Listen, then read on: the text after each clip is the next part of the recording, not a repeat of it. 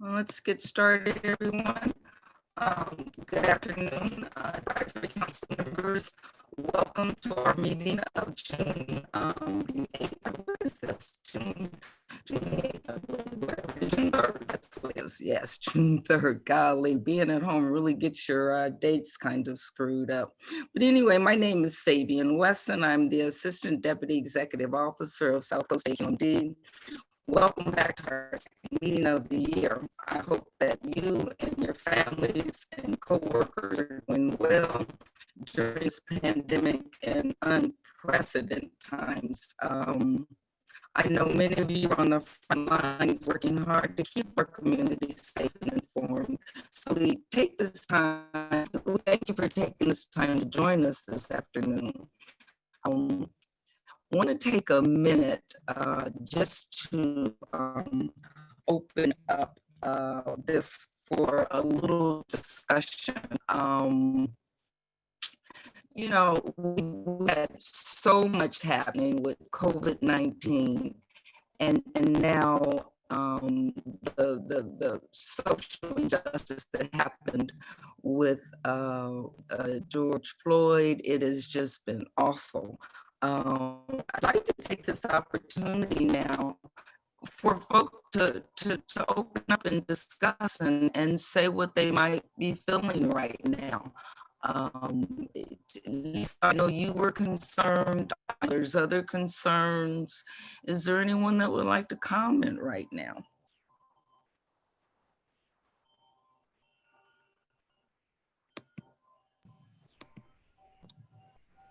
If anybody wants to comment, they can click on the raise hand button, or they can press *9 if you're on the phone, and we'll see your hand raised.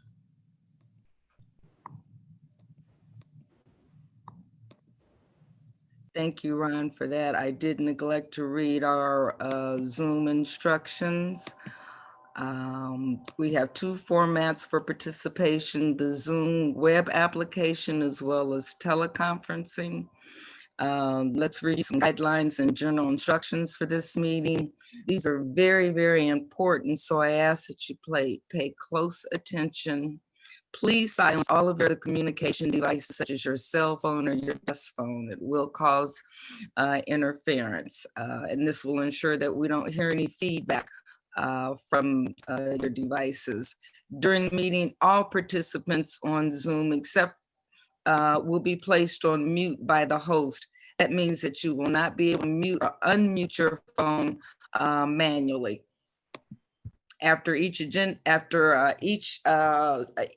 you want to speak, just raise your hand, use the raise your hand button, and that will suffice. All right, do we have any raised hands?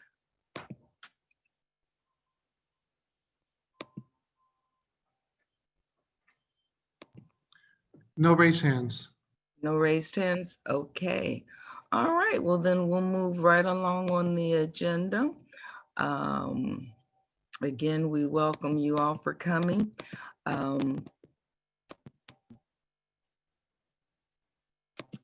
Next slide, let's do the approval of the March 4th, 2020 meeting minutes. May I have an approval for the minutes? You can participate, approve by raising your hand.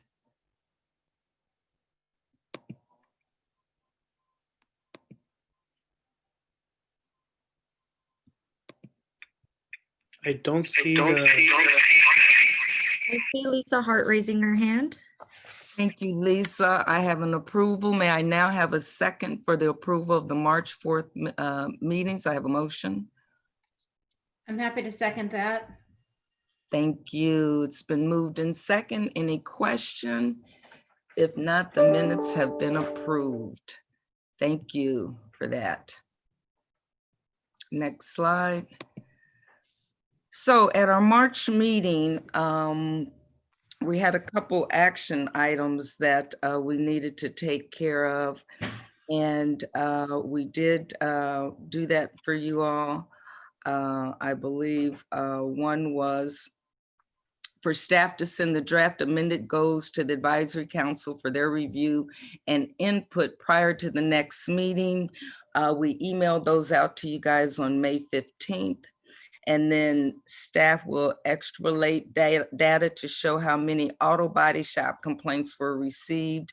And we emailed that to the advisory council on May 15th also. So you should have all of those items. And the next, are there any questions on that? The next item is on the agenda is goals and objectives for 2020. Next slide, please. We will approve hopefully the goals and objectives for 2020. I remember that our last meeting, there was a discussion about more involvement of the advisory committee meetings on the goals. So we resent them out to you guys to make them more meaningful and impactful. The goals were for you to advise South Coast AQMD on local environmental justice issues affecting the South Coast Basin, assist in the development, implementation, and ongoing EJC program efforts, create, strengthen, and build upon South Coast AQMD relationships with community holders, identify, develop, and implement ideas to support tribal communities, and to learn more about the members, their organizations, and their efforts in the community. We've incorporated those ideas in the new goals and objectives. And I believe that is up for a vote unless there's discussion.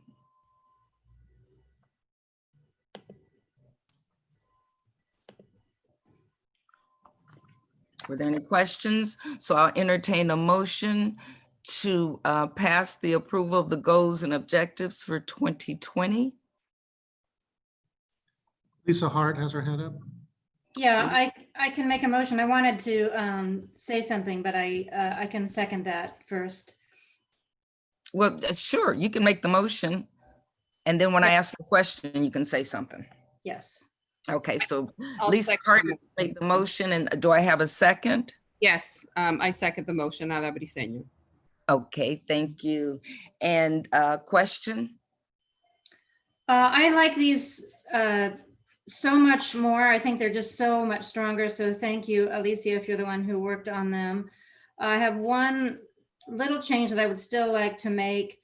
I don't quite understand number 7. Number 1 through 6 start with a verb, and number 7 starts with a noun, and I'm not exactly, I think we should just maybe make that a little bit more clear what the goal is. Maybe that's increase our awareness or something like that. I like that. I like that. We can make that change easily enough. Okay, thank you. Mm-hmm. Mm-hmm. Okay, so we have a motion and a second, all in favor. And we probably need to do a roll call on the all in favor just because we're video. So Julie, can you do a roll call, please? Okay, trying to check right now. Bear with me.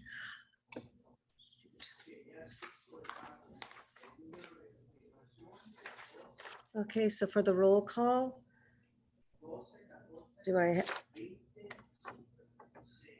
I'll just go straight there. Ada Briseño, Yes. thank you. Oscar Rodriguez,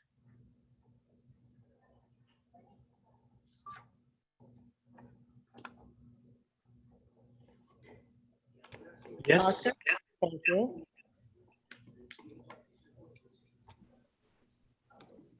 Valerie Gonzalez, Present. we're voting on the goals and objectives. Are you okay with those? Yes, yes. Okay, thank you. Sienna Thomas, Yes. thank you. Charlie? Teresa Martinez, Yes. thank you. Mhm. Paula Andres Torano Plaza, Yes. thank you. Atalia Garcia, Yes. thank you. And then the number here, 949, Eddie Marquez.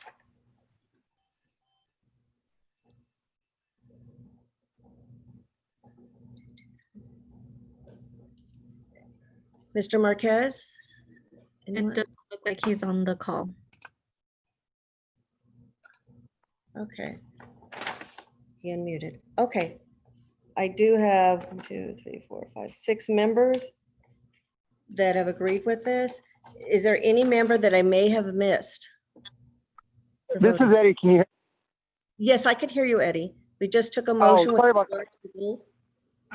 Yes, my answer is yes. I apologize. Major Nope. technical difficulties on my end. No problem. Thank you so much, Mr. Marquez.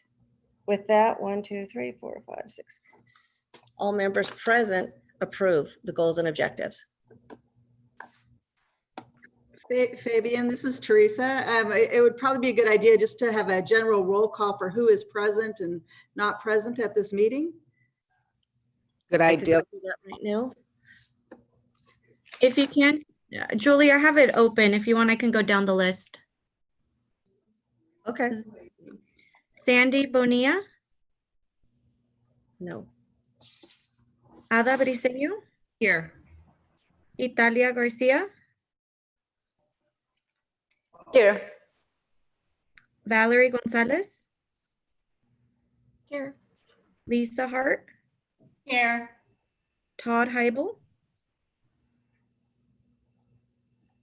Sahara, Here. Eddie Marquez, Here. Teresa Martinez, Present. Oscar Rodriguez, Here. Nicole Starks Murray, Sienna Thomas, Here.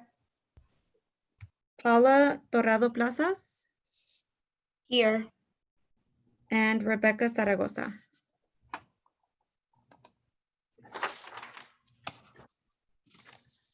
All right. List.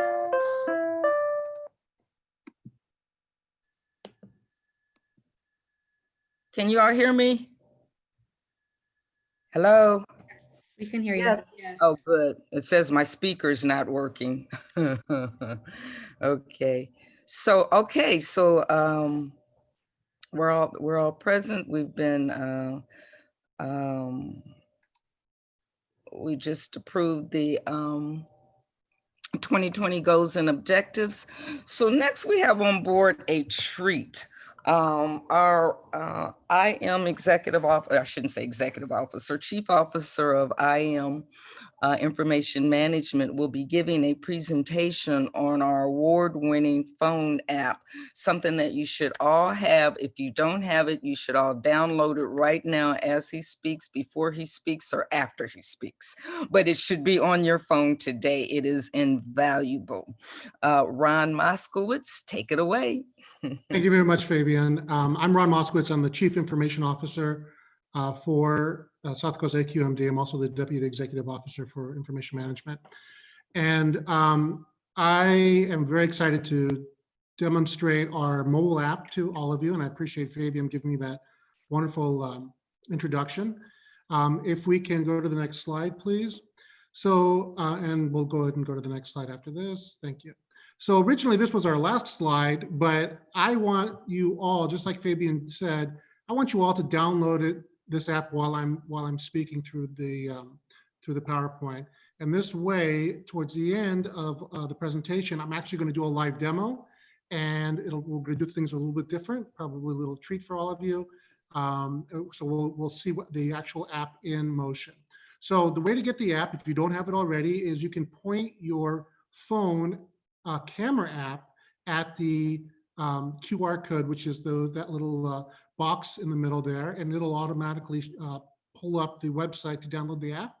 Or if you're on an Apple device, you can go to the App Store and look for South Coast AQMD. Or if you're on Google, like an Android, you can go to Google Play and do the same thing, look for the South Coast AQMD. Or you can go to our website, aqmd.gov/mobile app, and it will download it automatically for you there as well. So while I'm going through the slide deck, if you do not have the app, please download it right now. Go ahead and start downloading it if you can, as long as it doesn't interrupt your video feed for Zoom. And then at the end, we'll go ahead and turn it on, and we'll take a look at it in a live demo. If, of course, everything has to work, but I'm sure it will. All right, let's go ahead and go to the next slide.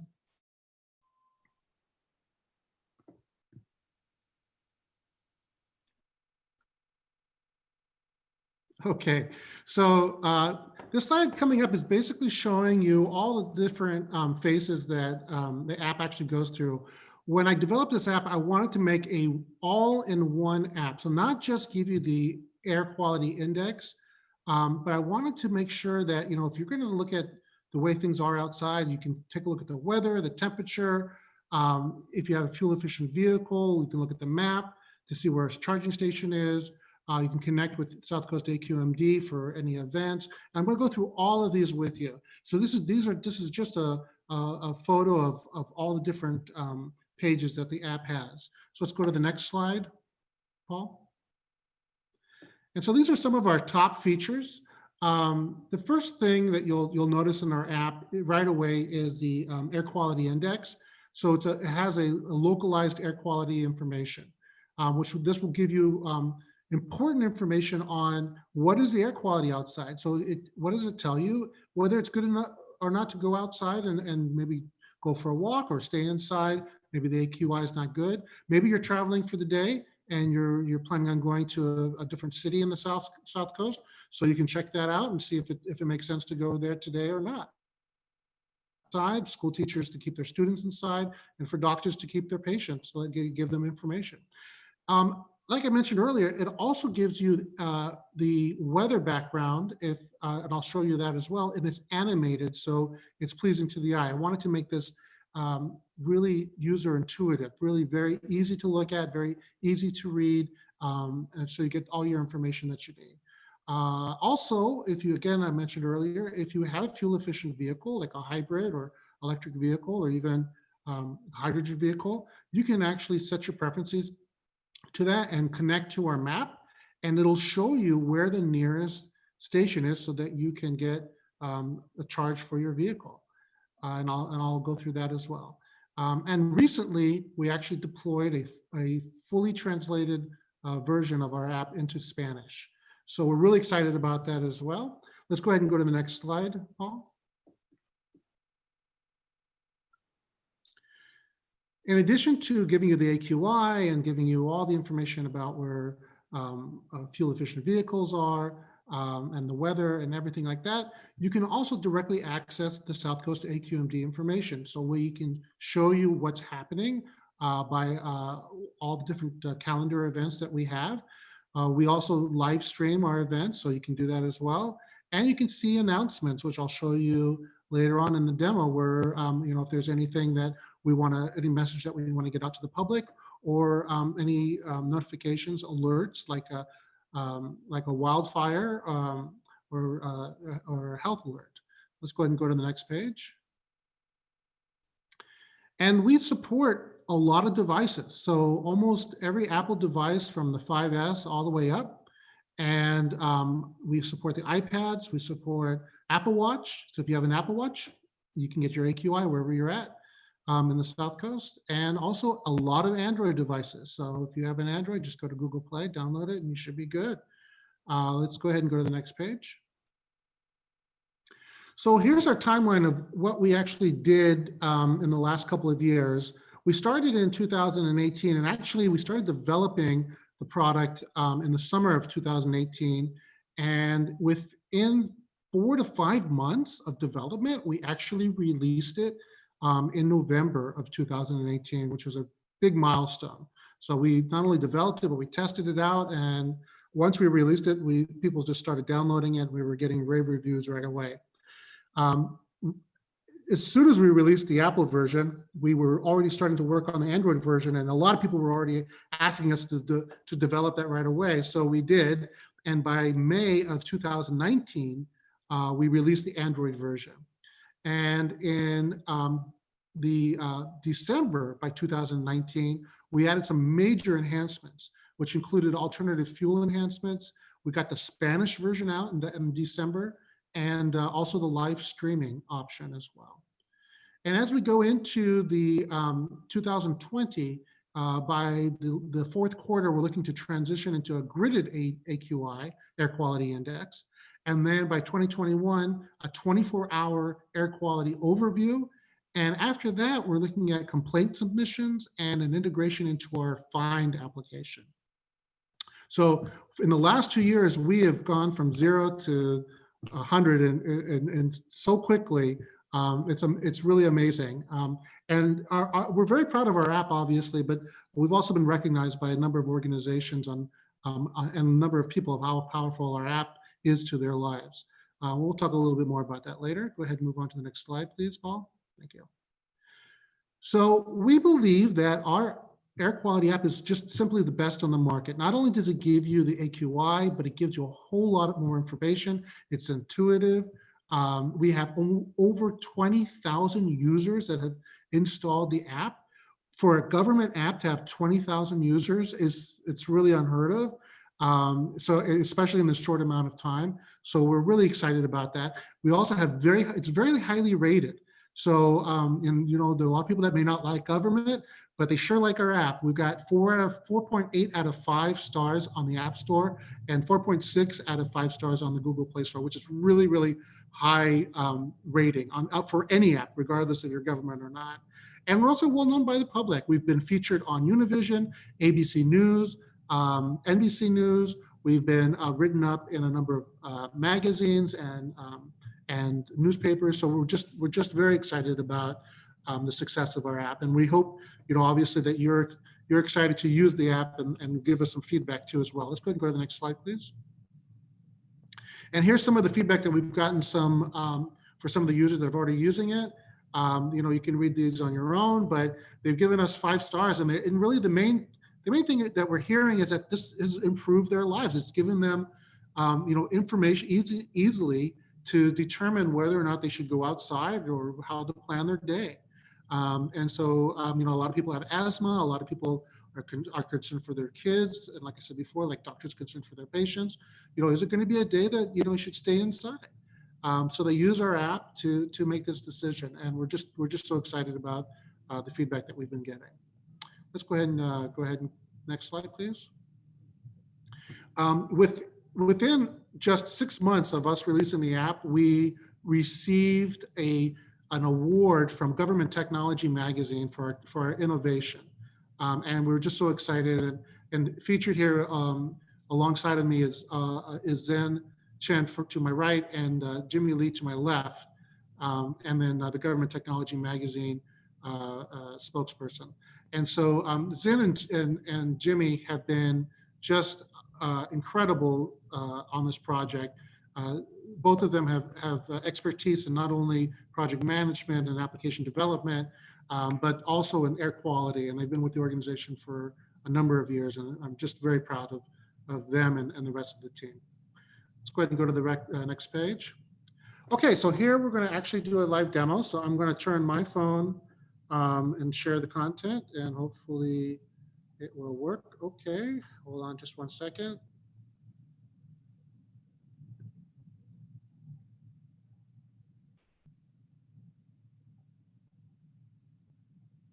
Okay, well, if everybody can see this, this is the app.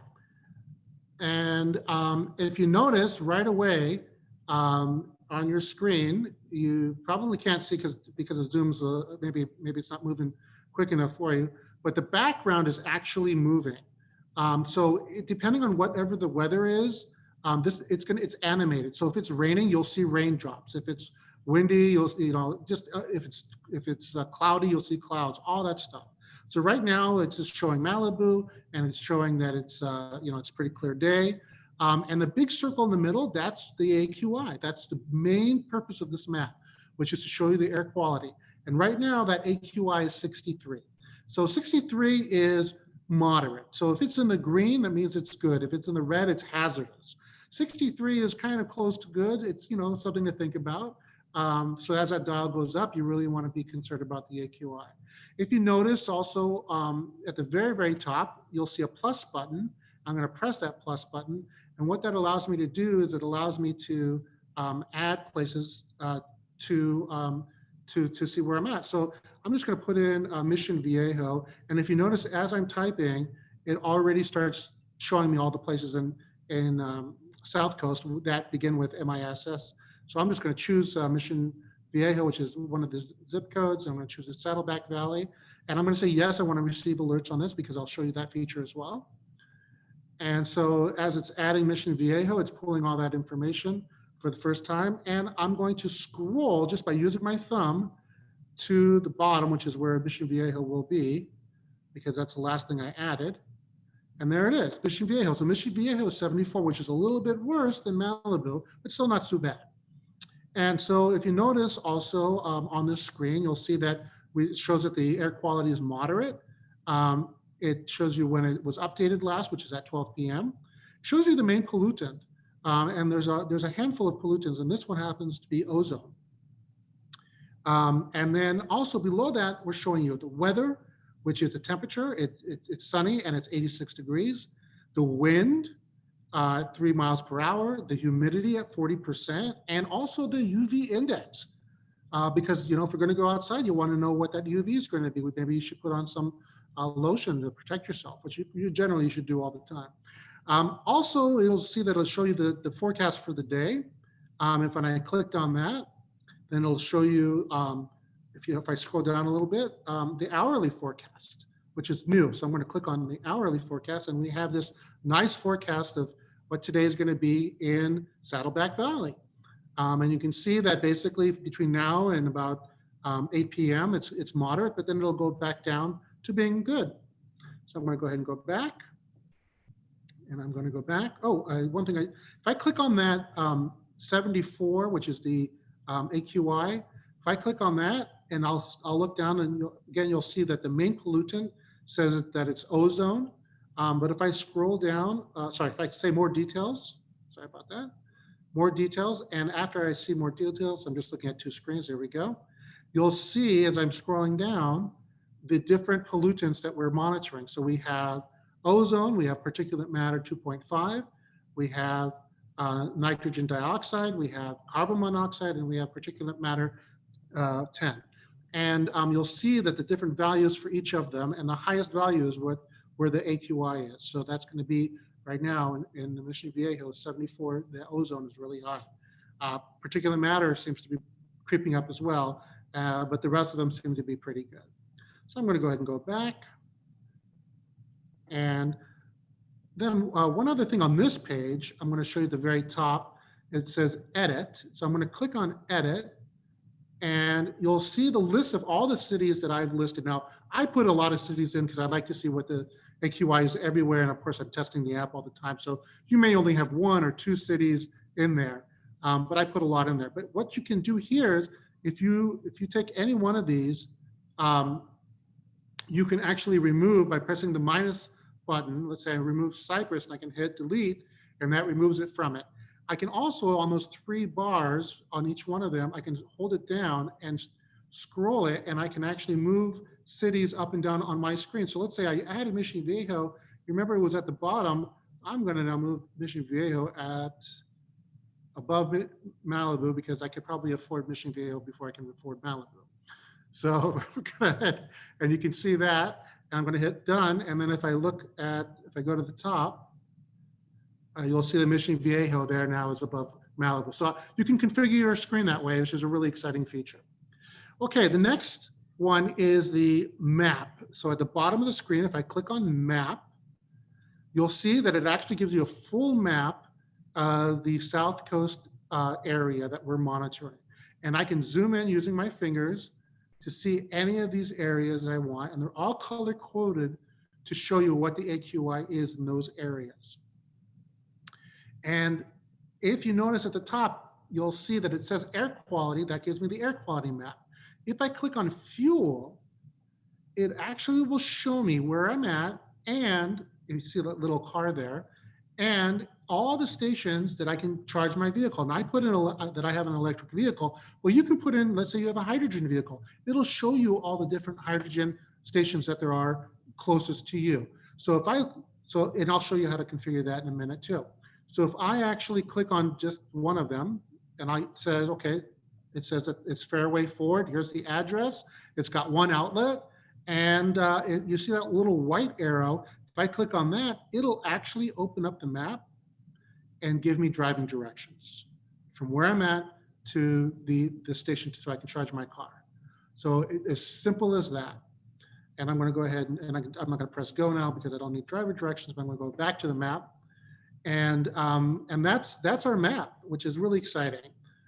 So again, the map shows you the air quality, and it also shows you fuel, so you can actually find, where you want to go to charge your vehicle. And then let's go to the next feature, which is right in the middle at the bottom. It says 1-800-CUT-SMOG. So if you see a smoking vehicle or a smoking building, or you have an equipment malfunction and you need to call us right away, you just press that button right at the bottom, and you'll see that it'll tell you why you would want to press it, which is what I just talked about. Like, let's say you have an air complaint. Let's say it smells funny outside. You press call, and then you press that number, and you will call us right away, and we'll answer your call, immediately. So that is one of our main features on this app, that you can call us directly, and we'd like you to do that when you have an issue or you're noticing something that needs to be attended to. If you notice next to that, we have AQMD, which is actually a connection to our office. So here, like I mentioned earlier, we have 4 things that you can connect. We have alerts that we send out. Let's say there's a wildfire that we need to, or a smoke advisory that we need to send out right away. We have notices that we like people to know about. Like we have a couple things here, like our electric lawn and garden equipment programs, because summer's coming along. We can see what our air quality investigations are, to look at AB 617. Number of different notices. Then we also have events. Now, our office hosts numerous meetings a week and multiple meetings sometimes on a day. And so we have a very large calendar. When you press on events, it may take a few minutes because it's pulling in that data real time. But if you notice that our event is here at June 3rd at 12 o'clock. And if I clicked on that, you can see that I can add it to my calendar. I can get directions to it, which of course we're just doing Zoom meetings now, but in the future, you'll see the direction. Excuse me. And also, let's say you don't want to participate in person, or you want to, you don't want to go on Zoom. You just want to watch the webcast. If a meeting has a webcast, you just press that webcast button, and then YouTube will pop up, and you'll see the webcast. Also, you'll see in that meeting below it the link to the agenda, and also the link to Zoom. So if it's a virtual meeting, you'll be able to just click right there and participate. And this is all within our app. And the last tab at the top is our videos. Now, we just recently added this, which is that you can watch all of our webcasts that we've already recorded from all of our different meetings, or different governing board meetings or committees. And they're all here. You just scroll down and you click on any one of them. And you can also subscribe to YouTube, our YouTube channel, and it's free. And when you do that, if a meeting is coming up or if a meeting is starting to play, you will actually get a notification that says, hey, there's a South Coast AQMD meeting that started.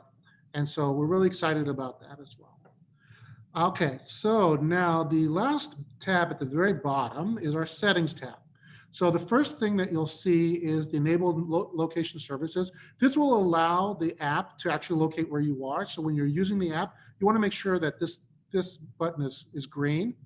The next one is animation. So if you remember, when you look at our different weather, it's animated. You want to keep this on. Of course, if you have an older phone, or if you're having issues with your phone, maybe it's not working too fast, you can turn off the animations, and that's fine. You'll just have a still picture. But we plan on actually adding more different types of animations as well. So you might want to keep this on if it's working. Enable notifications. So if you get, let's say I have, and I'll show you just in a second, I have my air quality set at a certain level. So if it changes in any one of my cities, I get a notification saying, hey, air quality is not good in this city. If you're planning on traveling to it, you may want to reconsider. Also health alerts, again, if we're sending out any issues like I said before, wildfire or smoke advisory, you'll get an alert right on your phone. And let's go to the air preferences. And so if I click on air preferences on my phone, now this will show me where I want my preferences to be. And I set it for unhealthy for sensitive groups, which basically means if you are somebody that has asthma, you're sensitive to the air, this is probably where you want an alert. So if any of the cities, if you notice I had probably about 10 or more cities on there, if any of those cities go into an orange area, I get an alert on my phone that says, hey, and here's the AQI for that area. You can of course set it to unhealthy if you're getting too many alerts. Let's say, hey, I just want it to be, at the unhealthy level, then that's fine. You just set it right there and it'll give you alerts then. I'm going to put mine right back. And then you can also configure it to each of your cities that you have there. So if you, for instance, you're saying, okay, maybe I'm monitoring these cities, but I only want alerts for, let's say I don't want an alert for Big Bear Lake because I don't go there very often. So I can turn that Big Bear Lake off. Of course, I actually do go to Big Bear a lot, so I like to keep mine on. But you can configure yours the way you want to. So that's the air preferences setting. And then the last area is really these 4 areas, which just gives you a little bit more about South Coast AQMD. It goes to our website, our terms and conditions, our privacy, and again, another area where you can subscribe to our YouTube channel. At the very, very bottom of that, right above the 1-800-CUT-SMOG, is the version number. So if you ever wanted to know what your version number is, if you go online, make sure that you have the right version number. There it is. And so right now you should be at 5.036, version 0. So with all of that, I'm going to hand it over to Zin if he wants to talk a little bit about where we get our data specifically, and also how we're connecting through Esri to do all of our mapping. So Zin, go ahead and take it away. Thanks, Ron. Good afternoon. Zin Chen, Information Technology Manager, South Coast. Like Ron said, for the data for the mobile app, we actually take full advantage of all the latest cloud-based platforms and services and try to tie them all together into a one-stop shop. For air quality, we actually, at the South Coast, we have established a partnership with Esri to implement all of our mapping and GIS needs through their products. The mobile app leverages ArcGIS Online Cloud. It's a cloud platform that helps us disseminate air quality information. So each hour, our latest air quality information is uploaded to the cloud. This acts as a central point of distribution for us. We're able to depend on the reliability, the scalability of the cloud platform to help us handle high demand situations like the wildfire events. Also for the weather, we actually collect our weather information from IBM's Blue Mix. It's the same source that Apple gets its information for its weather app. For the alternative fuel that Ron demonstrated, we actually go to the Department of Energy to get from their API, we collect that information. And also, of course, for the webcast, we integrate with YouTube. So as you can see, the goal really is to provide a single point of all the information, eye-catching and easy to navigate app. And hopefully we've done that. We're constantly making improvements. We appreciate your comments or any recommendation you might have. And finally, also, I wanted to thank Jimmy Lee, who's also on this call, and his team, especially Roshan Shah, for their hard work on this project. Back to you, Ron. Thank you, Zin. That was fantastic. And again, I have a great team. We're very proud of them, very proud of the app. And if you haven't downloaded the app by now, what are you waiting for? Download it. So we'll find out if you did, because we check the numbers every day, and we're just about at 20,000 users, which, like I said before, is just amazing. We're just so excited about that. So I'd like to open it up for any questions. And again, if you have a question, just click on the raise your hand button. If you're a panelist, you can unmute and mute your mic as you want. And also, if you're on the phone, which I think we have a couple people, then you may want to press star 9 if you want to ask any questions, and we'll see that your hand is raised and we'll unmute you as well. So any questions, comments? Hi, this is Valerie Gonzalez. I first want to say this app is amazing. The first time I downloaded the app was actually 4 years ago. So definitely I see huge improvement, and it definitely sometimes changes my day if I want to go for a little walk with my dog or something like that. So thank you for that. And then question, with the how I know that there are air filters that are calculating this throughout the region, but how accurate is it with the exact timing, or is it oh, I see there's like on there updated at 12 p.m. But do we see any issues with maybe on more humid days or anything like that that might cause a sway in that calculation, that AQI? So it's a really good question. I'm going to have Zin answer the question, but I just want to make sure that you understand that both Zin and I are in information technology, and so we don't actually have an air quality scientist on the line right now. But Zin works very closely with them. So Zin, why don't you go ahead and take a shot at that?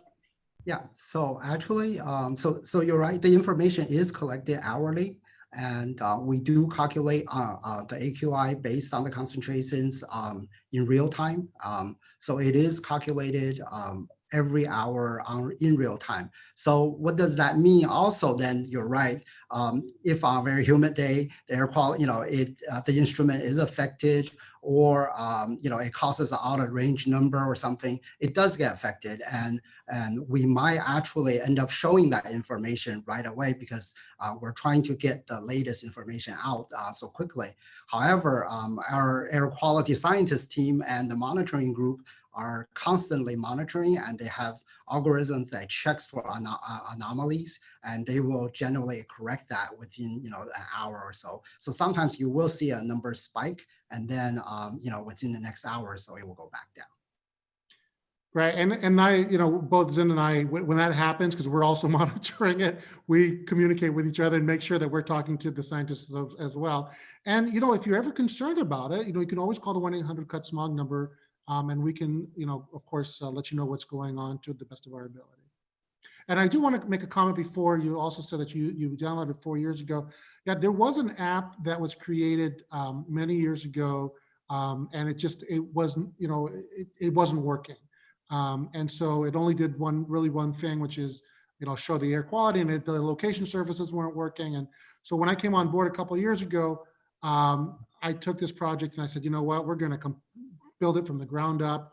We're going to not just make it work, we're going to add a whole bunch of features to it, because this is really our connection to the public. And so that's why we did it. And we appreciate you being a user from early on and now.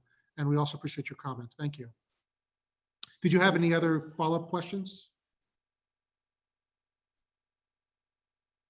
Okay, so Lisa, you can unmute yourself because you're a panelist. Okay. Hi, thank you. I have 2 questions. The first is if I activate notifications or enable notifications, is there a way to limit it so the notifications are enabled only when I'm using the app? And my second question is, I know there are things, and I'm going to get this wrong, but I know there are other efforts to monitor air quality, like Purple Air or something like that. And so I'm wondering how you folks complement or work with or compete with them, what that looks like and what the differences are. Right, so I'll let Zen go ahead and answer both of those questions. Okay, so Lisa, first of all, the design for the notification is to notify you even if you're not in the app. The reason for that is, if you wanted to know a health, information about a certain area, even if you're outside the app, you probably do want to know anyway if the air changed to a worse air quality. So the design right now is to always push the alert, even if you're not in the Okay, For thank the you. second question, so you're right, yes. Even at the South Coast, we do actually have partnerships with Purple Air and a lot of the other low-cost sensor platforms, and we're working with them to kind of estimate the quality of the information. Right now, the app that you're seeing the information is only the EPA sanction monitors, the EPA station. However, when Ron mentioned in the roadmap that we're going to that gridded air quality at end of this year, that gridded map is based on machine learning, and it will actually incorporate some of the Purple Air and other low-cost sensors that's in the area, because those are not deployed in all the areas. So that will be incorporated into some of that information when you see the gridded air quality. Okay, thank you. That's very helpful. Okay, we have somebody on the phone. It starts with 714 and ends with 433. You're okay. Sorry, Ron, I had a question. This is Paula. Sorry, I don't know if I can. All right, hold on before the phone call. Go ahead.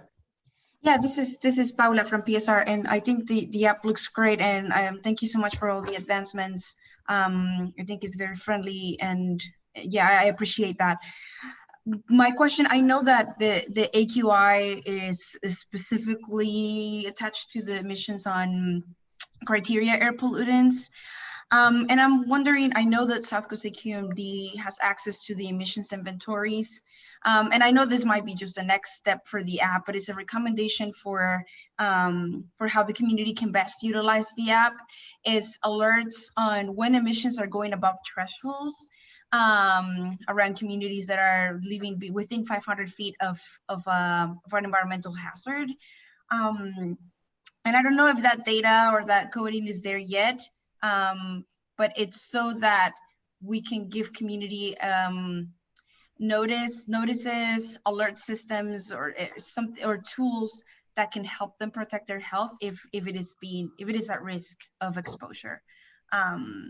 And that's just a comment that that I wanted to share. I don't know if that's possible, but maybe for the future, because I know the AQI is specific to just criteria air pollutants and doesn't measure toxic air contaminants.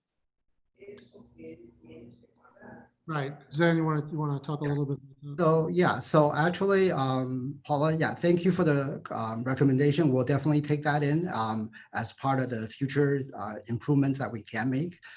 Just to let you know, a lot of the emission-based real-time monitoring are starting up a little bit those programs. The fence line monitors and those things are starting to come online. We have not. We're just starting those programs, so we don't have the maturity right now, probably to collect the data and present it in a unified manner yet. So no, it definitely is a great suggestion. We'll take that into effect, and as things come online and data come online more, we will definitely try to make that happen. Great. I have a question. This is Sahara. My question is branching off from what Lisa Hart mentioned in regards to like the air monitors. You mentioned that there is an opportunity in the next phase that more monitors are going to be included, potentially the Purple Air sensors. Is there an opportunity for this table to provide recommendations and or comments about the list that you all compile for that upgraded level of monitors in this app? So maybe, like Ron said, both of us were the information technology people.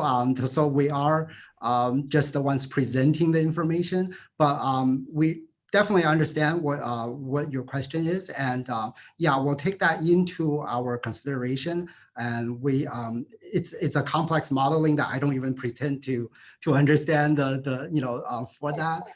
But the information that's collected, yeah, definitely we would pass that on, and we'll take that into recommendation for the group. Howard, we can put you in contact with the monitoring so that you can explore that farther with them too. Thank you. Any other questions for Ron and his team and Zen? So we do have somebody on a phone. Again, 714 ends with 433. Your Hello, hello. Yes, go ahead. Hi, this is Oscar. Actually, I'm joining with video and my cell phone because my speakers don't work on my computer, and so I get this buzzing sound, and it's like I think this is a better way. So first off, I want to thank you for showing the app. I have had the app for I think about a year and a half, and I do use it, and I do share it with community members who have kids, mainly kids who have asthma. As a source, as a resource when needed. I live in the city of Huntington Beach. Can you hear me? Yes. Oh, okay. Sorry, I keep getting it sounds a little weird. And occasionally we get parents from the southeast Huntington Beach area that are concerned with the Magnolia Tank Farm project going on. I know there's some remediation going on at the moment. Does this currently track that, or is it just by citywide in general? So, do you know by any chance? Yeah, so thank you very much for being our loyal user and trying to let everyone know to use the app. But yeah, right now this does not include that information. Like I said, a lot of those information are just starting to come online, and the collection and the dissemination of that is still being worked out. So no, right now this is just including the air quality for the criteria pollutants. Okay, and then my second question is regarding since approximately 20,000 downloads have happened. Are you able to see like which area has the most downloads and which area is mostly using this? And can we use our educational efforts and resources to areas that maybe don't know about it? And how can we help with that? So yes, that's a good question. We do get a lot of information on when a person downloads it, like what kind of device they have. Zen, you want to elaborate a little bit more? So we do have the information about, just like Ron said, the devices that's downloading, the geographical area. We have information about active sessions and where they're being used, what kind of device in what geographical area. So that we do have those information, and it's a great suggestion that we to leverage that and use that as a more outreach tool to get more, different communities involved. And yeah, so we'll take that into a really great recommendation. We'll pass that on. Awesome. And then one more last thing. I know a couple months ago, we talked about forming like a document where we include all the education, there's so many agencies, right? There's the Department of Toxic Substances, there's AQMD, a couple other for the Air Resources Board. And so at least when I was with Oakview Comunidad, I am with Oakview Comunidad, we were doing the rainbow environmental issue. We compiled all that data and we put it together in a document. And we discussed doing something similar here with AQMD, but maybe including that in the app where we work with other agencies, and maybe other agencies do the same with South Coast Air Quality, so that we have the information right away. Because I know with Oakview, with the rainbow issue, we weren't just calling AQMD, we were calling code enforcement as well. So it would be easy to call 1-800-CUT-SMOG, file your complaint there with the AQMD, and then here's the resource that you can also do: file a complaint with the local city code enforcement. You can also file with the Air Resources Board and whatnot. So maybe that could be something added to the app later on, because I know we had discussed this a couple months ago to do that already. So yeah, I mean, it's a great suggestion. And actually, you know, if you noticed in our timeline before, we did have filing a complaint as part of one of our phases. And so I think that probably fit in pretty closely within that. Zen, did you want to comment any more on that? No, that's good. Okay, yeah. So We'll thank you for take the that in suggestion. as our, yeah. Any other questions or comments? Okay, the only last thing I would ask is that now that everyone's downloaded the app and is using it, if you like the app, please go on to the stores and give us a good rating. If you don't like the app, let us know. Of course, you know, you can go on the stores and write up a review, but we'd like to see those 5 stars or 4 stars on there, and any other comments there. That's one way that we gauge to see how we're doing.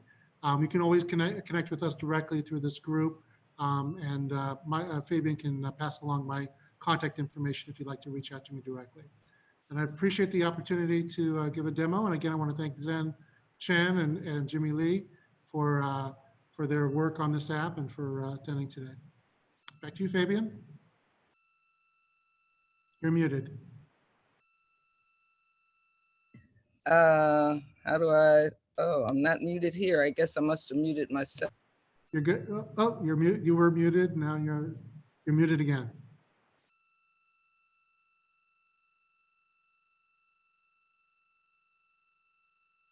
Still muted.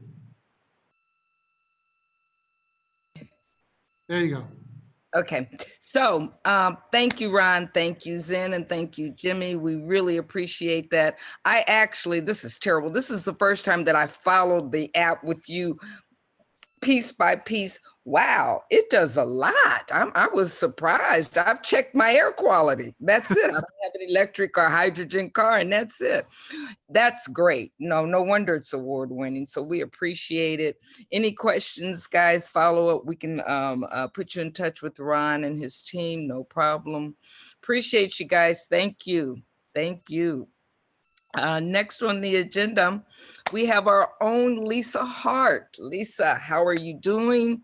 We're looking forward to your discussion. Lisa's going to lead a discussion on COVID-19 and the impacts. Lisa, I just discovered that when we opened the meeting and we briefly talked about George Floyd, there were not a lot of people online yet.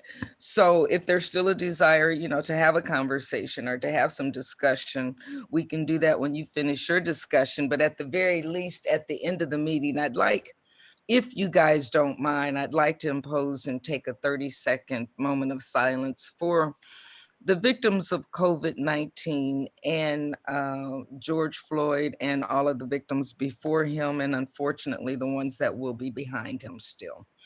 Okay, so Lisa, you're on. Come on, we're looking forward to this.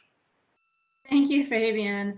And thank you for saying that. So, hi, everybody. And when AQMD reached out and asked me to present on something, it was a couple weeks ago. And it felt at that time that we'd gone through such a harrowing couple of months. And I know we have a long way to go. And I think there are so many intersections between the coronavirus pandemic and between our work. I think there's so much, the more I learn about this, there's so much overlap between the coronavirus and the environment. And connected to that, there are a lot of opportunities, and connected to that, there are a lot of threats to our work as we go forward. So I wanted to have a conversation so we could, number one, sort of debrief, and number two, learn from each other about what's, you know, how we've had to pivot, what we've done differently, what we're learning, what's working well, what isn't working well, how we've changed our messaging, what suggestions we have for each other. And then as Fabian was alluding, since that happened, you know, we've had a really intense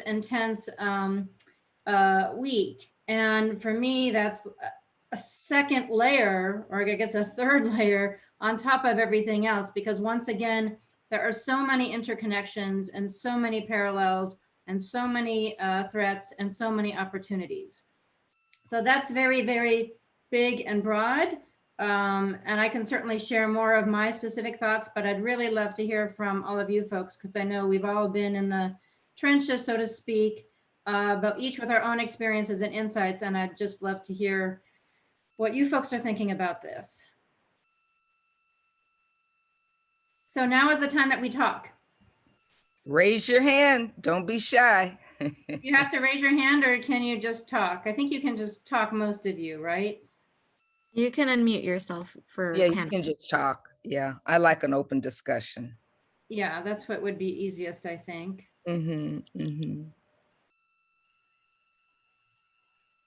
So if nobody's talking, does that mean that nobody has anything to say? You know, there's always the one that doesn't want to go first, Lisa. Yeah. Usually I'm used to that, and I'm used to just stalling, but I'm used to being able to see people's faces. Yes, while I yes. read. So I'm not sure. Okay. Yeah, there you go, Ada. Thank you. Maybe you can start us There off. you So go. sorry. I apologize. I quickly took a call, so I'm back now. No, that's great. Good to see you. Good to see you, Oscar. So Ada or Oscar, did either of you want to chime in? I don't know, Ada, if you heard what we were talking about. I apologize. I was taking a call from Alex Padilla, so I just could not take his call. I apologize. I didn't hear it. Good excuse.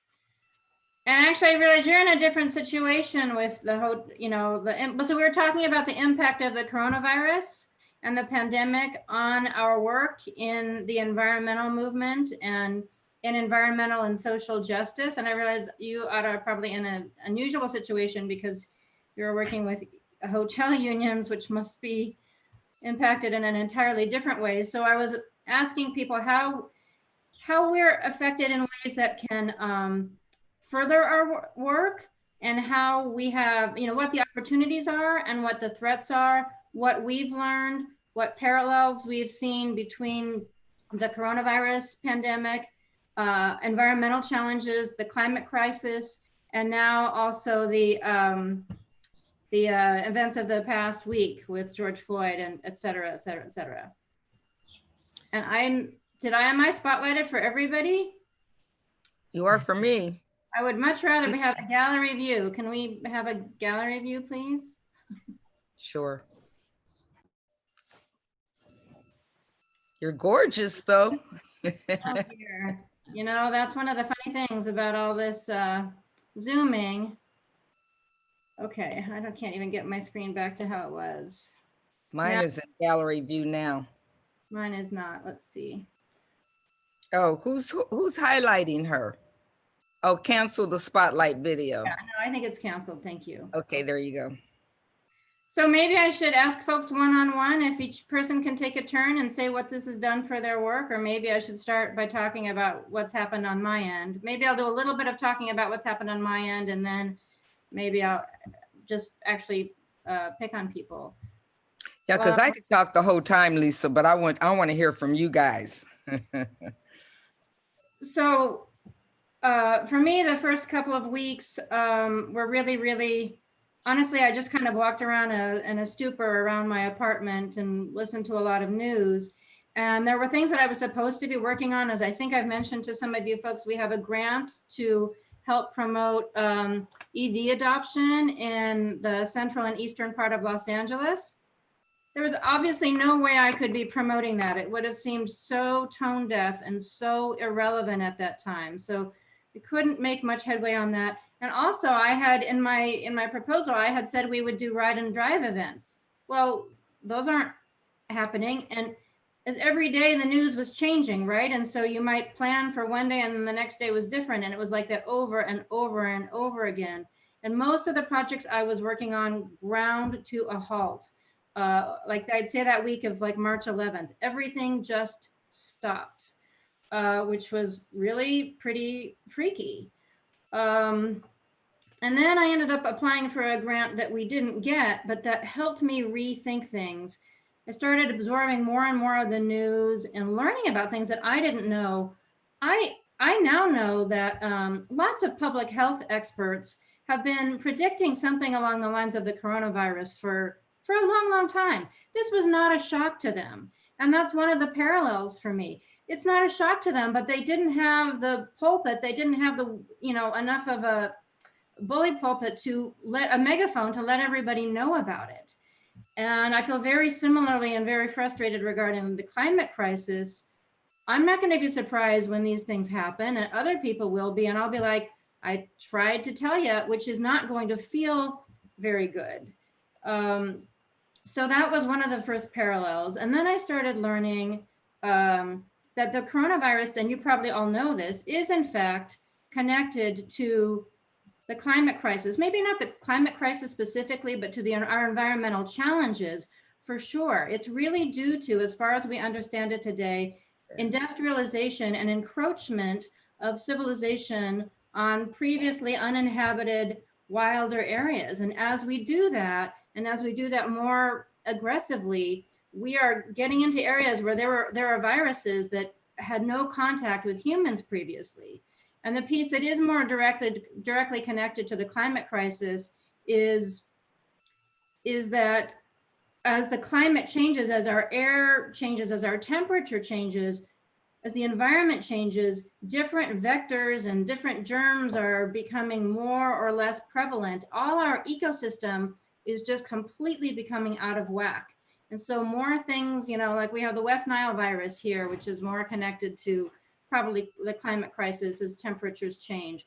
And maybe not the coronavirus, but other viruses are going to be, we are becoming more susceptible to similar pandemics because everything is out of whack.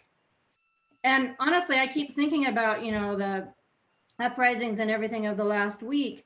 And it's very similar, right? If we don't have, I hate to use the ecosystem as an analogy for everything, but it is pretty apt. If we have such inequality and such injustice in our society, at some point, it's going to bubble up and it's going to throw us out of whack. Like we might think everything's fine and everything's looking fine, da-dee-da-dee-da-dee-da, but it's not. And at some point, we are going to be rudely awakened by the fact that it isn't. And I think that's a parallel between the coronavirus and the climate and the George Floyd issue. So for me, one of my challenges is messaging about all these things. And another big, and helping people connect those dots. And this is particularly relevant for me as I look at the budget. I just heard yesterday from the Coalition for Clean Air that that funding that was going to go to smog checks for heavy duty vehicles is maybe going to be postponed for a year. Well, that's really bad for everybody's air quality, especially if you're in a lower income area, which is probably more, closer to those heavy duty vehicles. So that's a real problem. In the city of LA, Mayor Garcetti's proposed budget has eliminated the Office of Climate Emergency Mobilization, which was an office that was designed to work with frontline communities of color on the climate crisis. And I'm very worried that we're being penny wise and pound foolish and just postponing these other crises that are not going to wait for the pandemic to go away. So I see a lot of opportunities for helping people connect the dots and making our case even more strongly than ever. And I see serious threats in that our economy has just tanked and our resources are so limited. So boy, that was a lot, but that's kind of where I've been the last couple of months and last week. So now I really would love to hear from some of you folks. Please. I can start, Lisa. Thank you, I appreciate that. Yeah, I just want to say that, oh my goodness, I feel like I've never had so many things in such a small period of time. I saw my union decimate in front of my eyes. Out of our 32,000 members, we have, if we're lucky, 800 or 900 working, and some of them have not received unemployment. Some of them are undocumented. And therefore, we're struggling. We're just really struggling. We also have folks in Arizona who are really, really struggling. We are concerned that our industry will open back up. And, when they do, we want to make sure that people are safe. So we haven't even finished bargaining for the closures when we've already started bargaining for the openings, right? So it's very difficult because we lost our income. We unfortunately slashed our staff in half. We had to lay off 51 people because we no longer have the income coming in. And so it's been really hard. The good thing is that we have been, we've done some very innovative things. In fact, 63,000 meals a week have been prepared by our members, who are now going out to whether it's folks that are senior citizens or they're homeless. And we have a capacity to feed more folks. And we're getting funds from FEMA.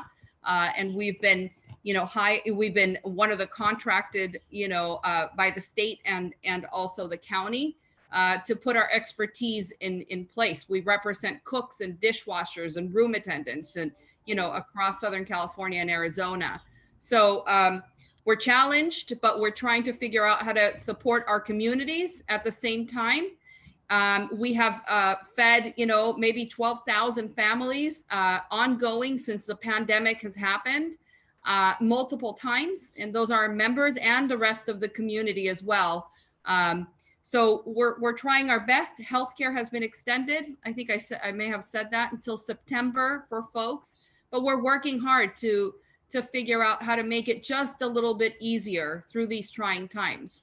Meanwhile, our membership is Latino, so we see many of our folks who are hospitalized and with COVID. So it's people are living in very close proximities, so it's very difficult. We have full families infected, so it's really, really tough. And so that's on my professional front. And at home, I had COVID in my home. Oh, you did? Yeah, my son had COVID early on towards the end of March. And that was, I think, 9 of the darkest days of my life. And I'm so thankful that he is now fine. I just got to say, this is all going to make us stronger and better people after when we come out of it. So, and then, the issues that we're facing in our communities with Black Lives Matter is something that is continuing to be, just pile up on top of pile up. And so how do we all step it up one more, 2 more, 3 more steps forward so we can alleviate the grief in our community in so many ways, right? It's not, it's just systemic difficulties that we're all facing, and I'm sure you're all thinking about it, but it's just like I said, grief on top of grief. So I'm just really thinking and hope and pray that all of you are safe. And yeah, that's a little bit about my union and my family. Wow. And so let me just answer, Lisa, the bulk of our staff is at home working from home if we're not doing, protest or handing out food. So the fact that people are home will, I think will keep some people home afterwards, that they can do work. And so therefore they're not driving to work, right? People are getting used to eating at home. And so they're not driving. And I think that helps a little the environment. And I think overall I think corporations are gonna, say, heck with the real estate, right? If people are working from home, then do I need to spend that much? And I would say it's a good thing for environment, but difficult for real estate, difficult for small business. But there's the silver lining, which is the environment. So who knows where we're going. But thank you. I'm so glad you mentioned the transportation piece, the telecommuting piece. We had just launched a transportation committee, I don't know, like a few weeks before the coronavirus hit.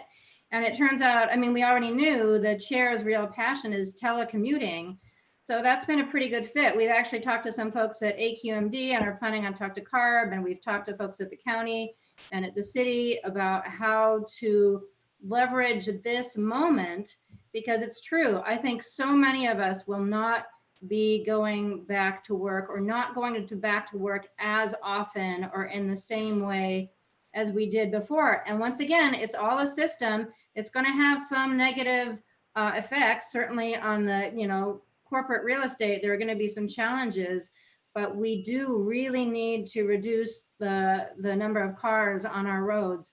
And I think that can be very, very helpful for people's quality of life, and also for the quality of the air we're breathing. So thank you so much. Oscar Rodriguez has his hand up. Sorry, who does? Oscar? Oh, Oscar's on the phone, right? So wait, but he's also right there. But, oh, he can't talk that way. So how do we get Oscar to? Oh, you can just go ahead and talk, Oscar. Talk, Oscar. We can't hear you though.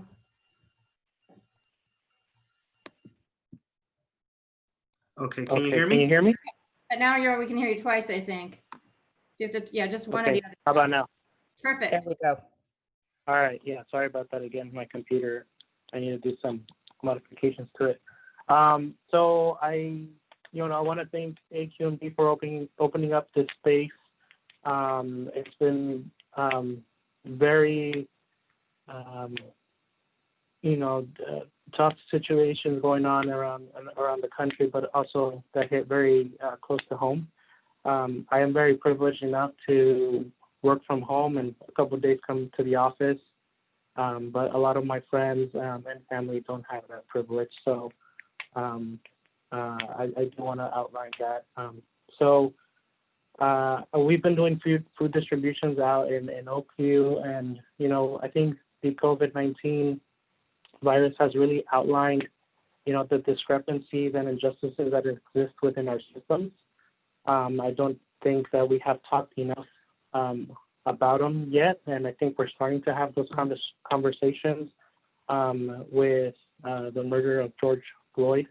May he rest in power. And I think with COVID, it started with the technological divide with our students. It started with I've gone to so many homes to help families. Spectrum sends these boxes to them so they can get the free internet for 3 months. And a lot of families don't know how to install them. So we have to, physically go in there and make sure that the kids have access to internet. And so we've been doing that. There's also the issue of overcrowding. When you're not working, when a lot of folks are not working, there's overcrowding in apartments. I've actually been helping with census work. And, for the most part, a lot of people say, the census takes 10 minutes. It does for a family of 4 or a family of 3 that live in a household. But when you're helping somebody fill out the census that lives with 14 people in a 2-bedroom apartment, it's like it takes 20 minutes, 25 minutes sometimes. And so I don't think there's enough conversations about that yet. And I think our census this year is going to tell us a lot about that as well. And then it's also an issue of air quality. If you think about it, so many people packed in an apartment, and then you have other apartments that are also impacted. It affects the quality of life in terms of the air quality. So I think we need to look at, appliances. Are they efficient? Are they air fans, air conditioning? Filtration systems inside apartments. So I think those are the conversations we should be having. Transportation, also the injustices there, because people were not riding the bus, a lot of routes either ended up being extended or the hours changed. So a lot of people couldn't get to and from work. A lot of people were scared to ride the bus because of COVID. And I think with now a lot of people, telecommuting, we were able to see the decrease in air pollution. And I think we need to build upon that. We need to really think about that. Think about, can we really build upon what happened, and how can we make it better? We saw the decrease in air pollution, and how can we continue to do that? And I think Ada touched upon that very well, that a lot of companies are, like my job, thinking of in the future having us couple days commute from home. I mean, not commute, telecommute. I used to spend about 10 hours a week just on driving to and from work. And I didn't realize the stress it was causing me until COVID happened. And so that as well, and also being home with your families, I think I have really built a stronger relationship with my brothers, my sisters, my parents, because we're at the dinner table. And it's something that I didn't get to do before because we were all working at different times, coming in and out. So that's all I have to say. I mean, again, COVID brought out some of the injustices, and I think we need to build upon those and fix them. And so here we are, and I want to thank AQMD for opening the space for us to speak and share our thoughts and ideas. I think you had such a great point, Oscar, about the fact that communities of color, for several reasons that aren't entirely understood yet, are most impacted by the coronavirus. Higher rates of death in a lot of communities of color. A lot of data has to be analyzed. And sorry, were you saying something? I was going to say it's unequal healthcare access. That's one of the main reasons that it's so prevalent in communities of color. We just don't have the health insurance. We don't have the access. When we go, we don't get the same treatment that our other counterparts get. So it's all of that combination, lack of knowledge of correct questions to ask the doctor, intimidation by the doctor because of language barriers, or I might be not quite legal today, but I need your help. But you know, all of those things come into play of why it's the social injustice in our communities of color. All of that comes into play because it's not that people of color, particularly Black people, are getting COVID-19 more than other folk. We're just dying more because of those issues. That's what the doctors are saying. We're just dying more. Yeah, I think it's. Oh, go ahead, Oscar. Oh, I'm sorry. I just wanted to wrap up one thought, Paula, before you go. I think it's everything Fabian said. It's also that a lot of folks don't have the luxury to stay home and have to be out working, putting themselves at greater risk. Another issue that I've been learning about that I did not know about before is you are actually at greater risk of more trouble if you contract the coronavirus if you've been living in areas with poor quality air, because your lungs are already strained. Yes. Then you have this compounding effect of the virus on top of that, so you are at more risk.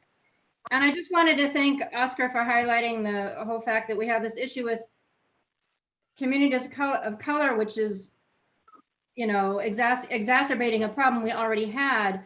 And we already knew that the climate effects impact communities of color or more vulnerable communities more than others. So all of these things we're talking about are doing more to highlight the inequities we have in society. And I hope we can get aligned over those things and work together to address them. Absolutely. And keep in mind that a lot of your frontline healthcare workers, hospital workers, hotel workers, some nurses' aides, things like that, are people of color. They're sometimes low-paying jobs, so they're first on the line to be exposed. They cannot quit their job if they still have one. And a lot of these places aren't practicing the proper protocols. And they know that. They know that. So they're going in, being exposed, and bringing it home to their families that live in 2 families and 2-bedroom apartments and things like that. So it's all of that combined. Okay, who was it? Paula next? Paula wanted to go. Yeah, I just wanted to go and to add to that. I think Lisa sort of covered it, that it really is about addressing the cumulative burdens that that communities have to face on a daily basis, and that includes being exposed to air toxics, to air contaminants, to poor air quality, to poor water quality, food insecurity, lack of access to healthcare systems, safe systems. And I think it's important that we name it, we call it by the name, but what it is. because we cannot eliminate health threats driven by environmental racism if we do not first address and eliminate the systemic racism that perpetuates it. So I think we need to be committed to be intentional and meaningful about how we drive the work and how do we address the intersectionality of the byproducts of systemic racism, such as police brutality in Black communities, over policing Latino communities, and all of the things that I just mentioned, as it is part of our work to collectively fight for the freedom of the oppressed, because it's a fact that public health crisis is driven by environmental racism, by systemic racism, and we just need to call it by the name, by what it is, and finding pathways and companionship that truly is driven by the North Star, the guiding star of justice. Yeah, and I just wanted to name that, and not burden the community with they have to come up with the solution, because that's not the case. That's why public health agencies are put in place, so that they can contribute with solutions. Well, they should be at the center of the solutions. That they should not be burdened with, okay, what's the solution, right? That's not their job. But it is our job as environmental health and justice advocates to navigate those conversations and collaborations with communities, but most importantly, having justice and public health at the center of policymaking. Great. And that's so much of what the Office of Climate Emergency Mobilization that's been cut was designed to do. I think it really could have helped lead a lot of that work. And I'm really, really, really worried that we're not going to get it back. Any other thoughts? I know it's about 1:30, so I think we probably should be wrapping up, but we haven't heard from a lot of you. Just very shortly, this is Sahara from the Coachella Valley. For us, the youth are the ones spearheading the work. We got a contract to do the census, and the youth got hired. So we have a group of 15 youth who were mobilizing people from door knocking to moving to phone banking. Because within the community, and when I was hearing you all speak about transportation, I'm like, for us, we still need transportation here in rural Coachella Valley. We still need connectivity. So in regards to the needs, is that youth have now been transitioning their census work to responding to COVID-19 and being a direct responder to any of the resources that community members might need. More recently, we got funding to provide emergency funds for undocumented folks. So that one has been specifically very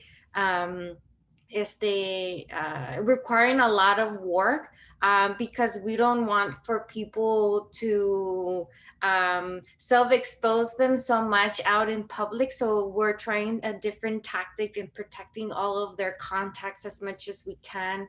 We're also been providing food delivery service, because at the food dispensaries, if you don't have a vehicle, you do not get food, because they're dropping them off inside their trunk. And many community members here that are farm workers, they have to ride in the same car in order to get to work.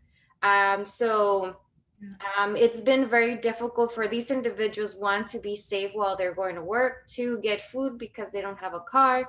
So we've been directly giving food at no contact at their homes. And more recently, we're starting to give hot meals as well to farm worker communities that are mobile home parks. We have around 260 mobile home parks that we've been delivering food to. And those are the same contacts that the youth are reaching out to see if any of them need any access for food. But right now, I think that my observation is that there is a lot of fear. Recently, this Monday, we got a warning from Riverside County. We got a text. I got it too from the county saying an emergency alert, countywide curfew issued at 6 p.m. to 6 a.m. Everybody was freaking out. There were a lot of helicopters roaming around. So on top of people being scared of COVID-19, not wanting to go out, Then you add the helicopters roaming around when you usually in a rural community, you might see more border patrol roaming around. It's been highly, you can sense the energy in the community that people are just trying to get to the grocery stores and back home, or to work and back home. And I think that a lot of people, if they do have COVID-19, they're not going to tell their employers because they're going to lose their job. So we got an instance with one of the date packaging places where this individual didn't say that he was sick. Usually people in these type of working force, they usually don't say that they're sick because they're not going to get a sick day and they're going to lose income. But when that happened, they infected 50 employers or colleagues of there, and they needed to shut down the packaging place. So despite all of that, I see a lot of community speaking up if they're able to. Social media, being volunteers, taking a lot of precaution. The youth are the ones who are really stepping up to connect not only with their families but with other people. And when they hear youth on the phone, and it's not like a robocall, they know who that is. They know that it's a community member. It might be their neighbor who's calling them just to see how they're doing. So that's just a little glimpse of what's been happening here in the Coachella Valley and the work that we've been doing in Alianza. Important work. She is committed and passionate about what they're doing out there. We really appreciate you. Lisa, I know it's getting close to or past 1:30, but we can continue this discussion if you all like. We can either shorten the presentation or do the EJCP update the next time. It's up to you guys what you want to do. If there's still conversation to be had, I personally believe that's one of the keys to this solution is the more dialogue, the more conversations, the more out in the open that we have this, the more that everybody is aware of the pain and not sticking their head in the sand and doing the NIMBY trick because it is in their backyard, the better it is. So Lisa, it's up to you and the committee what you guys want to do. I'm open. I don't know if anybody else wants to talk. If not, I think we can go ahead, but you heard Fabian. If somebody else wants to chime in who hasn't, please do so. Hi, this is Hi, Valerie. Valerie. Hello. So with our program, what we've seen with the SOMA program, Solar on Multifamily Affordable Housing, we saw a lot of issues with what was deemed as an essential worker with solar contractors. And in order to get the solar rebate, the way the structure is right now is actually where the incentive is given at the end when the solar panels are up and running. And at this time, since we did see a lot of layoffs, some companies even completely gone bankrupt within the first couple weeks of COVID. Just right now we are working with the CPUC to change that format for having the incentive be given at the end, and we're working to try to do a progress payment as different milestones are hit. And since this program would affect ultimately affordable housing residents, we definitely are working hard with the CPUC to help eliminate any barriers that would ultimately decrease energy bills from residents at affordable housing. So right now, I think in the last, it's hard to say time since it's only been like, what, 3 months or 2.5 months in quarantine, but I think essential workers solar contractors became essential workers at about 1 month in, and definitely we still see many issues with companies and property owners not wanting to really allow people on their premises. So It's definitely slowed down the solar industry. And a big part of our program is also training and educating, certifying residents of affordable housing to become solar installers themselves and to get hired. So we saw an issue with just the solar companies having to fire a lot of people and then them needing to bring on these job trainees is definitely something that they've been struggling with. But since it's so important for our program to keep improving the lives of affordable housing residents, it's definitely something that we are trying to work with solar contractors with, but ultimately need to keep that part of the program just because this is the best way to educate and empower at the end residents who live in affordable housing.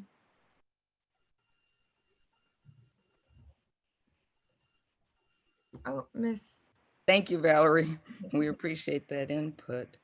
I think just from looking on the screen that I could be the only person that looks like me, which means I have a whole different, unique perspective and relationship with this particular crisis, not just the COVID-19, the George Floyd being impacted most profoundly more than other communities. It's a part of my life. It's the way that we live. We usually say, oh, again, not again. But now it's just, we reached the limit. I think everyone has reached the limit, or not everyone, a good portion of folk have reached the limit. I think folk are just tired of hearing about it, if nothing else. You know, there's some folk that's just, I'm tired of hearing about these shootings, stop it. Then there's the folks that care, that passionately care, because these are human lives. When I think about the young man, Trayvon Martin, I think it was about 8 years ago. He'd be an adult now, you know, a citizen producing probably, you know, who knows what potential he had that was cut short. So this continues to happen. Unfortunately, for us, when we open the door, when we walk through the door, the color of our skin speaks for us. So we're automatically judged. The perspective is already put on without you opening your mouth. So you deal with that on a regular basis. I'm hoping that out of this, we will get enough dialogue where people will understand what's going on. We've been working on this for a couple, well, all my life, but specifically for a couple of years. We started a couple of years ago conversations called Embrace LA, and they were specifically designed to be held in people's homes to talk about race relations. And they were people opened their homes, they invited their friends, they invited a diverse cross section of races and cultures, because within races, there's cultures, there's different cultures. We had 2 Filipino families there. One was a Black Filipino, I'd never heard of that. And one was Filipino. So there's different, you know, within my community, there's light skin, there's dark skin. So there's biases and racism in all kinds of aspects. This has got to stop. The police brutality has just got to stop. So I think, and it's us, because they seem to focus on us for some reason or another. But the brutality exists across the board. You know, if you get stopped by the police, if I see someone stop, Black or brown, because that's usually who it is, Black or brown, I slow my car down and I look over at the police officer just to make certain that he knows I got eyes on him, so that nothing happens to that particular kid. Why do we have to do that? I raised 4 boys. Why did I have to raise my boys in Los Angeles differently than other folks? Why did I have to raise my boys from the time they could be out there on the bus? You have to deal with the police in a different manner because you're African American, and understand they have the gun and the badge that gives them the authority to shoot you. So you don't have to kiss butt, but you have to understand he's got the gun and the authority to shoot you, and he will, and he has, and it will happen again. So this is something my kids have learned. I've talked to them about. Have they been stopped by the police? Heck yeah. Were they stopped riding in Beverly Hills one morning at 3 o'clock in the morning, 4 black guys. I told them I'd stop you. But did they get stopped? Yep. Did they get hauled to jail? Yep. Early Friday, early Saturday morning. Did they not get hauled to jail? Because my son said, do you know who my dad is? My dad is the Speaker of the Assembly. They took his little happy butt to jail on a terrorist threat, $1 million bail, and just let him go on Monday morning. All 4 of them, just let them go. So this is routine. It's routine. It's not unique. Probably every black kid has had an incident like that. That's not the America that we want to live in. That's not the America that I vote for. That's not the America that I work hard for and pay taxes and so forth for. So out of these flames, let's hope some goodness comes. Let's hope some justice comes. I think there's been more dialogue than there has been before. Dialogue about not having your district attorneys prosecute police officers because they work together up into that prosecution part. So, there's a connection there that needs to be broken. There's just all kinds of things that are being proposed that hopefully will change some of this situation. It has to. It just has to. This cannot continue. This cannot continue. We are working harder at South Coast than we were working before because we don't have those opportunities to go to the bathroom and stop and socialize, or go down to the cafeteria and you see someone and you talk for 10 or 15 minutes. We are in front of this computer, Zooming, and are doing work. So now we're dealing with Zoom fatigue and all those other kinds of things that you have to come into play with. The mental aspect of being safe at home. And now you can't even sneak out after dark because you got a curfew. So there's all these things coming into play that our mental psyche has to deal with, along with just regular life, raising kids in this kind of an atmosphere, having kids, COVID-19 era, all of those things come into play. So it's difficult. It's difficult. I know we will survive, and as someone said, we will come out of this stronger. It develops character. For certain on how we survive. Survival always develops character. So I think I'm gonna stop on that because like I said, I could talk forever on this subject. But out of those conversations we had with Embrace LA, there was a Department of Racial Equity created in the city. I'm proud to say my husband had that idea, and the mayor mentioned it yesterday that they are going to enact that commission and start to work on this because it's systematic, it's institutional, it's across the board. It's across the board. So having said that, I'm done, guys. Any other comments? Hi, this is Teresa Martinez. And I was trying to get myself on the video, but I don't know why it's not coming up. Okay, so just really quick, because I know we're running out of time, or we already went over on our time, but I have a company called Community Connections, and we do community outreach, communications outreach. And I've done work for LA Metro.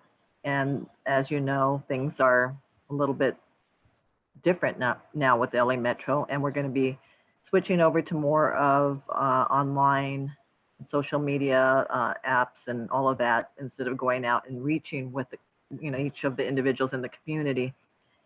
And so that's going to be a challenge for us. I'm waiting to hear about one proposal and just to see how that's going to work, but I think it'll work. I'm used to working from home, so by the end of the day, it's like a usual day because I do work from home, but I do miss going out in the meetings and those types of things, and just switching over to the Zoom. But also, Fabian, I just wanted to mention, I'm glad that you brought that up about Latinos also being profiled. Half of those shot by the police are Latino. And I know we have BLM, Black Lives Matter, but Brown Lives Matter also. So I'm hoping that's part of the conversation as well. And I know we're not as vocal as Latinos, and we don't bring it up as often. And I don't really know if we even have a leader that brings up that problem within our communities. But that's something that we should address and be part of, and provide our input on that end. So with all that said, that's all. Thank you. Thank you. We had some, and I can get you the names of them. We did have some Latino faith leaders involved with Embrace LA. So they definitely, people of color are part of the group, you know. Yes, that's great to hear. Thank you. Any other comments? Lisa, you want to wrap it up? I think I'm really happy to hear that we're going to do a moment of silence, and I feel like we're probably ready for that. I think so. I think so. Alicia, we can do your presentation. Fabian. Uh-huh. I'm so sorry. This is Ada. Oh, no, go ahead. I just want to say that, that, I know that, many communities struggle in many different ways, but I think that we're in a moment that we have this deep obligation to uplift and stop the African-American killings. And so I want to make sure that, as far as this is only me, that we're trying to figure out how that is the issue that we're highlighting at this moment. And when we make effort and when we start breaking through those systemic barriers, that when you open a door and you see Fabian's skin tone, people just act differently towards her. When we start making strides in that end, we are in essence making stride in every other community. So I just want to say that very quickly, that we have a moment right now, and I think that Black voices need to be uplifted, and we've got to concentrate on breaking through that. I appreciate that, Ada, and understand that there is definitely a difference between those crazy looters and the real protesters. The looters are out there for greed. One young man said it quite simply. Yeah, I'm concerned about George Floyd, but I'm here for the dough. I'm here to steal stuff so I can sell it. I'm here for the dough. That's not Black Lives Matter. That's totally different. We recognize them. There's something in their eyes. When you're out there, you see it's something different. So those are just opportunists who've taken opportunity, the chance of an opportunity of a moment to do wrong. We're going to always have people that are going to do wrong. So ignore them and listen to the voices that are trying to be heard. You're right, Ada. I appreciate that. I do. So unless there's any other comments, I think we're at 150. Alicia, we kind of shelved your presentation. I hope you don't mind, but I think this was really, really good. I learned some things, which is what's great about dialogue, learning, opening up and listening to people. Yeah, this has been good. I appreciate you guys being open and willing to talk. Lisa, I appreciate you wanting to do a discussion instead of just a presentation. It was so much more valuable than 10 or 12 slides up there. I really do appreciate this and more of this because, the presentations are great, but we're an environmental justice committee and we want to do the work of environmental justice. So we are so open to suggestions and ideas that you guys want to bring to the table, more of this, less of this. This was wonderful to me. This was really wonderful. So I appreciate you. And unless there's any other comments, we'll hold for 30 seconds of silence.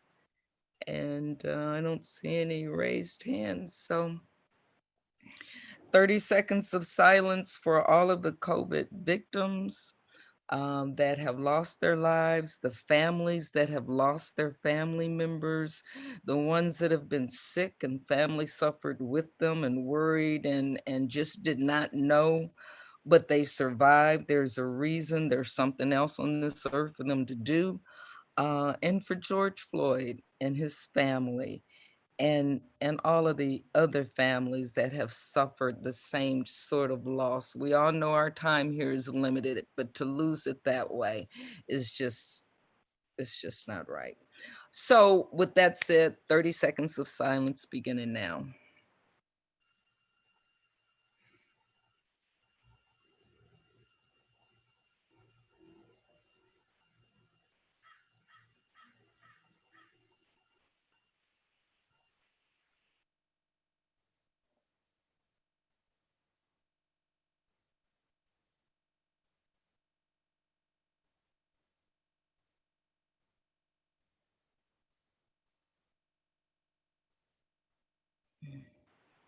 All righty. Thank you all. This has been so productive. I really appreciate everybody. Any follow-up questions or anything like that, you got all of our numbers. You can give us a call. Stay safe and healthy. All. You're so valued to the district. We want to see you all back here. Okay. All righty. With that Fabian, said, we want to open it up for public comment. that's and right. Thank you. to adjourn. Thank you. Thank you. Public comment. It is open for public comment. Thank you. I don't see any hands raised. Can we move to adjourn? Yes. Motion to adjourn. Italia with CCHA motions to adjourn. Did I hear a motion? I Yes, did. Seconded. Okay. Second. Okay. There is no question about that. So all in favor, yay. All right, guys. Take care. Have a good week. Bye now. Thank you.